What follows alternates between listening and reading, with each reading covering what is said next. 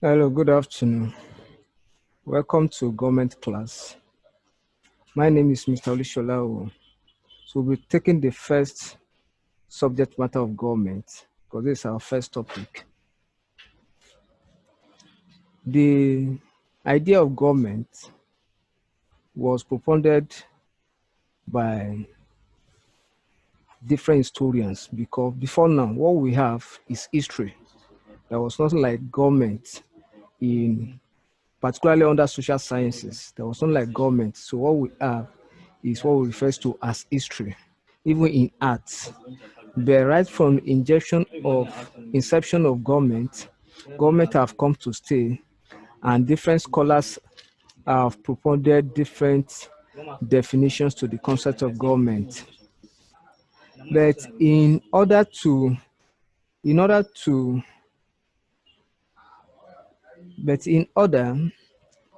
debug the idea of misconception or the problem of definitions among students, the school of thought have come to an agreement and came up with three definitions of government. And these three definitions of government are acceptable anywhere in the world, be it here in Nigeria, Ghana, Sierra Leone, USA, anywhere in the world. These three definitions are acceptable.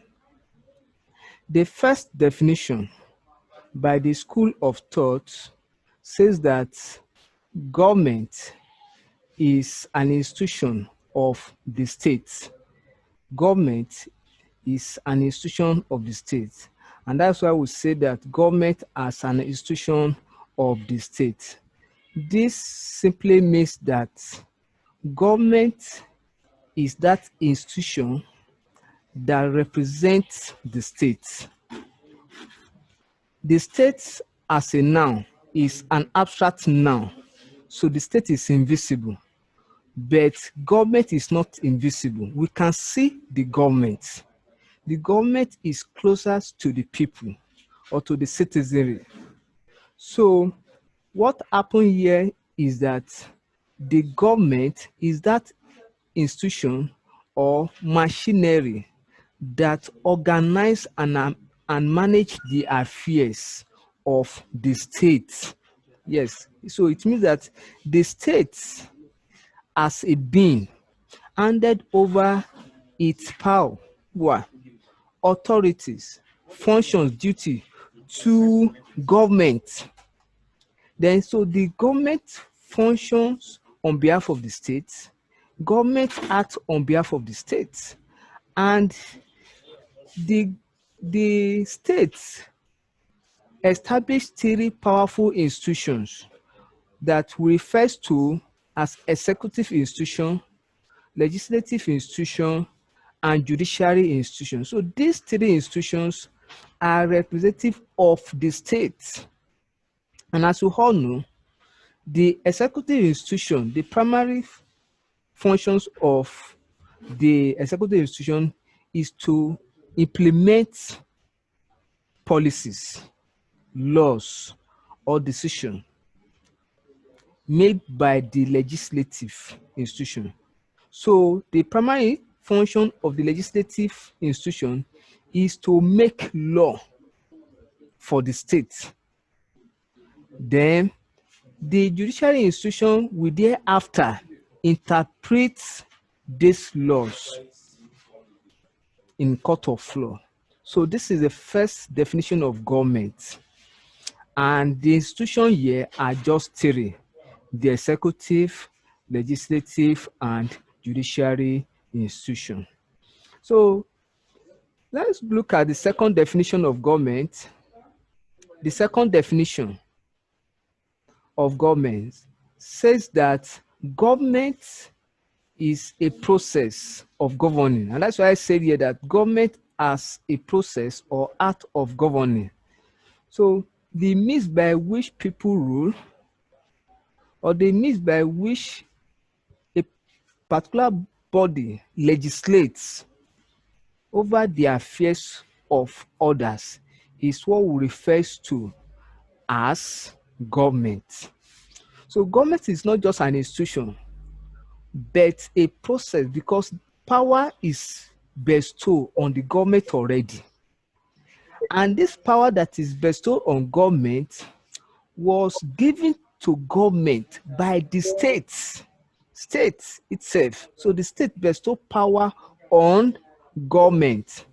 So it is this power that is vested on the state that the state used to legislate, to govern over the affairs of the state. And that's why one of the major function of the government is that government ought to maintain peace and security, including orderliness in the state.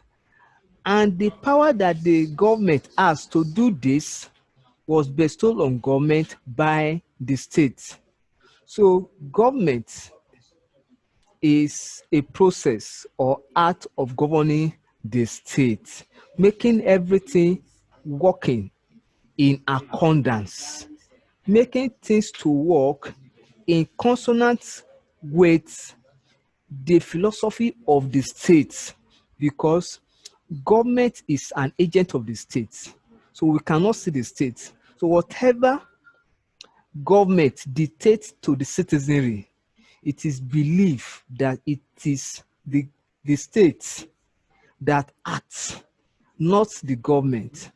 So because states have deposited that power or giving out that power and authority to a body called government through its three institutions, which we've mentioned in the first definition.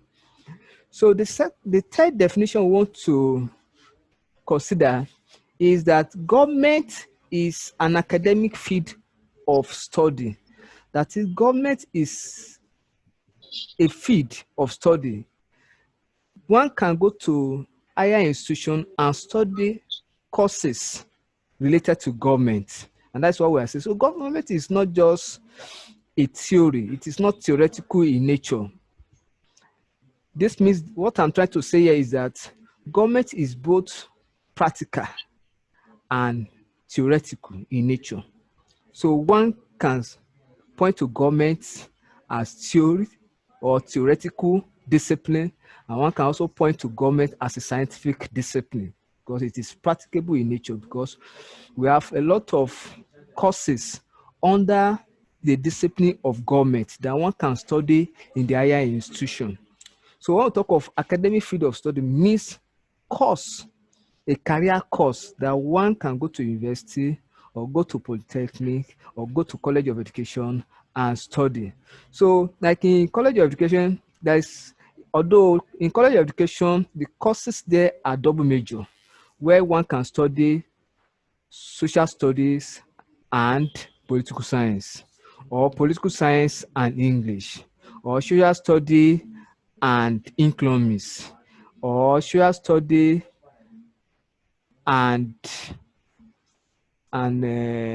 English, and so on and so forth. So when we look at social studies under government, then one can also go to university and study mass communication. Mass communication is an aspect of government too. Yes. Then one can also go to university and study comparative politics.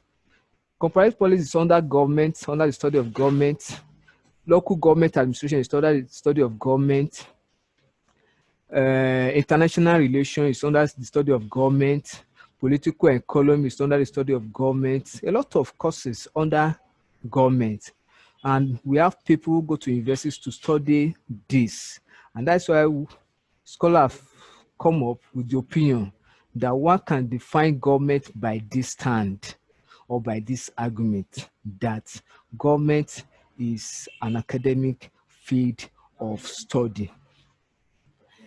Then let's quickly look at the other phase of our topic this afternoon, which refers to as features or attributes of government. That is, those things we can see when we talk of government, or those things that make up government as a body or as a discipline or as an institution.